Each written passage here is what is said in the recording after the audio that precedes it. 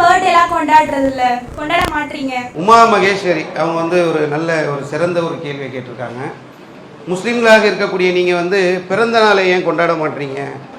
அது பிறந்த நாள் கொண்டாடலாம் தானே அப்படின்ற மாதிரி கேட்குறாங்க.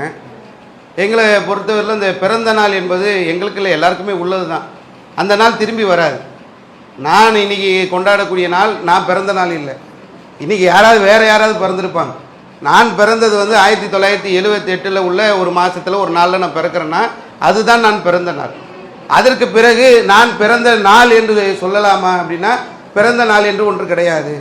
ஏன் சரி அதை கொண்டாடனா என்ன அப்படின்னு சொன்னீங்கன்னா, இந்த பிறந்த நாள் கொண்டாட்டங்கள் என்பது பல விஷயங்களை இன்னைக்கு சமூகத்தில் ஏற்படுத்தி இருக்கிறது. உதாரணத்திற்கு சொல்ல வேண்டும் என்று சொன்னால், கிறிஸ்துவர்கள் கொண்டாடுகிறார்கள். யாருடைய பிறந்த நாளை கொண்டாடுறாங்க? இயேசு கிறிஸ்துவுடைய பிறந்த நாளை கொண்டாடுறாங்க.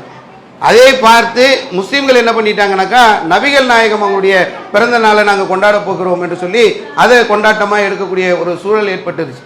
இப்படி அந்த கொண்டாட்டங்கள் வந்துவிடக்கூடாது என்பதற்காக நம்ம அதை இது பண்ணுறோம். நபிகள் நாயகம் அவங்க இதை எங்களுக்கு காட்டித்தரல. பொதுவான ஒரு விதி என்னவென்று சொன்னால், ஒரு வழிபாடு என்று செய்ய வேண்டும் என்று சொன்னால் அது நபிகள் நாயகம் எங்களுக்கு காட்டித்தரணும்.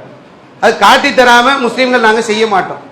உதாரணத்துக்கு ஒருத்தர் பிறந்துட்டார், இப்போ அந்த நாள் போயிருச்சு, இப்போ அடுத்த ஒரு வருஷம் ஆயிடுச்சு, இது கொண்டாடப்பட வேண்டியதா? வயதாகிட்டு இருக்குது, மரணத்தை நம்ம நெருங்கிக்கிட்டு இருக்கிறோம். உலக வாழ்க்கையில் ஒவ்வொரு வயது கூடும்போதும் உதாரணத்துக்கு எனக்கு ஒரு உலகத்தில் 60 வருஷம் நான் வாழ போகிறேன் அப்படின்னு சொன்னால், இந்த 60 வருடங்களில் எனக்கு 10 வருஷம் போயிருச்சு, 15 வருஷம் போயிருச்சு, 20 வருஷம் போயிருச்சுன்னு நம்ம இழந்து கொண்டிருக்கக்கூடிய ஒரு நிலை. ஒவ்வொரு ஆண்டையும் நாம் கடக்கின்ற போது அது நம்ம நஷ்டத்தை நோக்கி போய் கொண்டிருக்கிறோம். உலக வாழ்க்கையை முடிக்கக்கூடிய ஒரு நிலை இருக்கிறது என்பதைத்தான் அது நமக்கு உணர்த்தி கொண்டிருக்கிறதே தவிர அதில் வேற எந்த நிலையில் பிறந்த நாள் கொண்டாடுறதுனால என்ன கிடைக்குது? ஒரு மனிதன் பிறந்த நாளை கொண்டாடுகிறார் என்று சொன்னால், பிறந்த நாளை கொண்டாடுவதன் மூலமாக அவருக்கு எந்த ஒரு நன்மையும் இல்லை.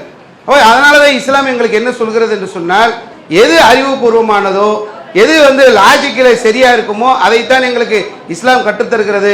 நபிகள் நாயகம் அவர்கள் எங்களுக்கு அதை கற்றுத்தராததுனால அந்த நாளை நம்ம கொண்டாடுறதில்லை. அதுதான் இஸ்லாம் மற்றும் சமுதாய செய்திகளை அறிந்து கொள்ள தமிழ்நாடு தௌஹீத் ஜமாஅத் யூடியூப் பக்கத்தை உடனடியாக சப்ஸ்கிரைப் செய்து கொள்ளுங்கள்.